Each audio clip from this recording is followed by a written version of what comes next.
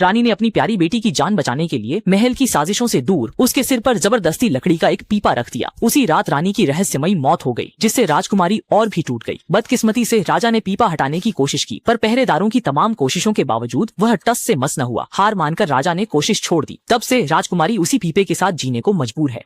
सिर्फ 3 दिन बीते थे कि राजा ने राजकुमारी की मौसी से शादी कर ली। दुष्ट मौसी को डर था कि राजकुमारी उसके लिए खतरा बन सकती है, इसलिए उसने उसे खत्म करने की ठान ली। राजा के शिकार पर जाते ही उसने चुपके से राजकुमारी को एक सुनसान जगह पर फेंकवा दिया ताकि वह ठंड से मर जाए। जीवित रहने के लिए राजकुमारी बर्फ में टटोलते हुए आगे बढ़ने लगी। वह एक छोटे से कस्बे में पहुंची, लेकिन गांव के बच्चों ने उसे राक्षस समझकर पत्थर मारने शुरू कर दिए। बड़ों ने उसे अपशकुन मानकर लाठियों से खदेड़ दिया, यहाँ तक कि कुत्तों ने भी उसे काटा। राजकुमारी जान बचाकर भागी और नदी किनारे पहुंचकर ही पीछा छुड़ा पाई। वह समझ नहीं पा रही थी कि उसकी दयालु माँ ने उसके साथ ऐसा क्रूर व्यवहार क्यों किया। हताशा में आकर उसने नदी में कूदकर अपनी जान देने की कोशिश की, लेकिन लकड़ी के पीपे की उछाल ने उसकी जान बचा ली और उसे नदी के निचले बहाव तक ले गई। तभी एक शुभ संदेश मिला कि अब सब अच्छा होगा, किस्मत साथ देगी और धन की वर्षा होगी। वहां से गुजर रहे एक अमीर युवक ने राजकुमारी को देखा और तुरंत उसे बाहर निकलवाया। युवक ने पूछा कि उसने आत्महत्या क्यों की, पर राजकुमारी ने एक शब्द भी नहीं कहा। युवक ने सोचा कि वह कुछ कह नहीं पा रही है, तो दया खाकर वह उसे अपने घर ले गया। तब से राजकुमारी उस युवक के घर में रहने लगी और रोजाना घर के काम और खेती बाड़ी करने लगी। हालांकि जीवन थोड़ा कठिन था, लेकिन उसे लंबे समय बाद मन की शांति मिली। एक दिन उसे गोदाम में एक प्राचीन वाद्य यंत्र मिला और वह उसे बजाने से खुद को रोक न सकी। उसने सोचा भी नहीं था कि मधुर संगीत युवक ने सुन लिया है।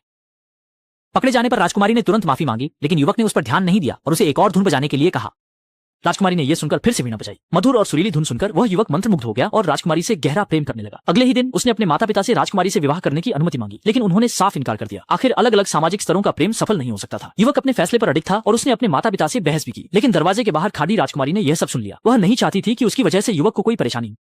रात होने पर युवक ने फिर से अपने माता पिता से राजकुमारी से विवाह करने की विनती की। राजकुमारी बहुत भावुक हो गई। वह भी उसके साथ रहना चाहती थी, लेकिन उसे डर था कि कहीं वह उसके लिए दुर्भाग्य न ले आए। काफी सोच विचार के बाद उसने अकेले ही चले जाने का फैसला किया। जैसे ही वह मुड़ी, एक आवाज ने उसे रोक लिया। वह युवक था। वह अपनी विरासत, सारी सुख सुविधाएं और धन दौलत त्याग कर भी उसके साथ रहना चाहता था।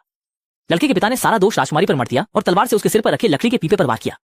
लेकिन जैसे ही तलवार लगी, पीपे से सुनहरी रोशनी निकली और वह तुरंत टूट गया, जिससे राजकुमारी का बेहद खूबसूरत चेहरा सामने आ गया। लड़का दंग रह गया और पिता की तो आंखें फटी की फटी रह गईं। उन्हें उम्मीद नहीं थी कि पीपे वाली राजकुमारी इतनी सुंदर होगी।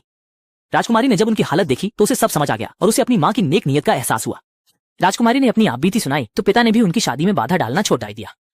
आखिरकार प्रेमी योद्धा एक हो गया और वे खुशी खुशी साथ रहने लगे।